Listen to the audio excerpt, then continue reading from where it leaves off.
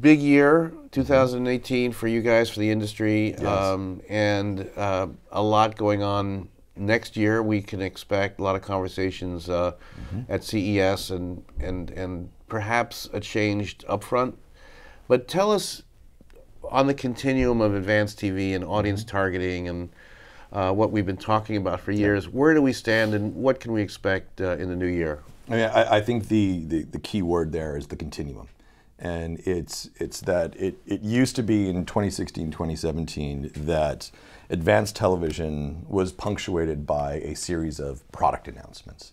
You know, Viacom announces Vantage. Viacom announces a specific version of Vantage that is tailored for the studio category. What we have seen over the past 12 months is almost like a smoothing out of the market, where instead of just looking at sort of products that are being delivered by publishers and advertisers and their agencies sort of doing somewhat of a tire kicking exercise on, is this going to work for me? What we're seeing a lot more of towards, in 2018 and as we go into 2019 is actually the integration of advanced television capabilities and advanced television sort of KPIs, so to speak, into just the general approach to how large advertisers are frankly planning their marketing. So how, speaking of the buy side, how do they operate? And I'm wondering about interoperability, if you will, like buying through you guys, buying through another programmer. Yep. How is that working, and sort of what are the opportunities and what are the friction points? Yeah, no, it really comes down to, sort of, you think of a supply chain, so to speak, of advanced advertising. A lot of that starts with the question around, who do I want to reach? Historically, for the past 50 years, that has been anchored in traditional age-sex demography. But as advertisers got much more sophisticated, especially over the last 5-10 years, around sort of the science of segmentation, what we have seen is this movement towards really understanding who are the high-value customers that they want and frankly need to reach as part of their advertising campaign. Now, before OpenAP, all of those conversations about who are the high-value customers, who do I want to reach, were done on an individual basis, publisher by publisher by publisher. And it created, frankly, as you put it, it created friction, and it created just a lot of overhead that was somewhat unnecessary, and also held back the notion of driving currencies across television publishers that are now anchored in advanced segments instead of traditional demography. So what did OpenAP solve? OpenAP solved the issue of, how can I create an advanced segment currency that can now be used across multiple television publishers? How did we do that? We did that by allowing an advertiser and their agency to define an advanced segment once. You define that once with an OpenAP, you share that with the set of publishers that you're going to be running inventory on, running your media plans through, and then at that point, you can, in concert with your agency partner, start to really plan a campaign left to right across that sort of holistic book of inventory. And that has been something that has fundamentally changed sort of the way that advertisers are approaching the market, the way that they're now able to plan against a unified audience segment, and frankly understand the performance of that media against that unified audience segment in sort of a single and holistic manner. In terms of sort of targeting and buying audience, where does that stand in terms of how you think Viacom supply will be transacted in the new year?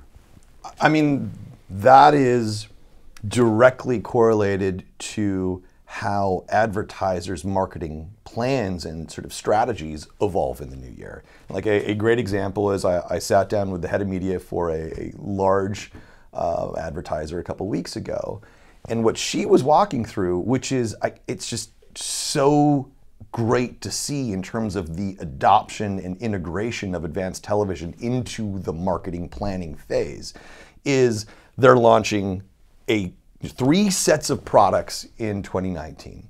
And when they think about how they're going to go to market for each of these sort of product sets, they actually have lined up different approaches to media buying and different KPIs against all of those. And one of these buckets basically said, okay, for this set of product launches, this is all about understanding the strategic audience segments that we want to reach and targeting them on a deduplicated reach basis so that we're maximizing the impressions that are delivered against this custom audience. And in addition to that, because we're now seeing more campaigns around advanced advertising bring together both the media side and the creative side, is that for the distinct custom audience segments that they are building for these product launches, every distinct segment has a distinct creative.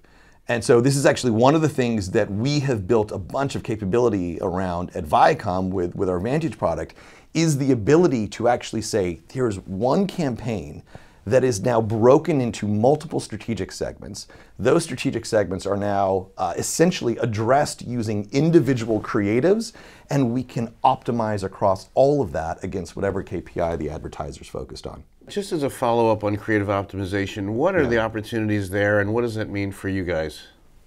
I think it's going to be a continued expansion of, frankly, not just taking a standard campaign that's going to run on a sort of breadth basis and target that against a custom audience, but really starting to understand the value of individual creatives against custom segments to really maximize sort of whatever the KPI is. And I think what gets interesting is, you know, sort of other investments that we have made at Viacom, and we've seen other folks in the industry make these as well.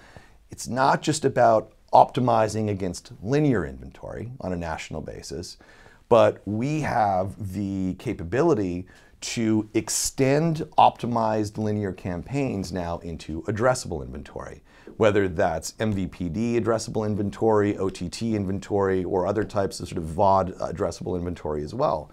When you can do that, not only can you do things like truly understand how to maximize reach against an individual audience segment, but you can also really start to understand how are particular creatives performing against a segment and against the KPI that you're trying to drive.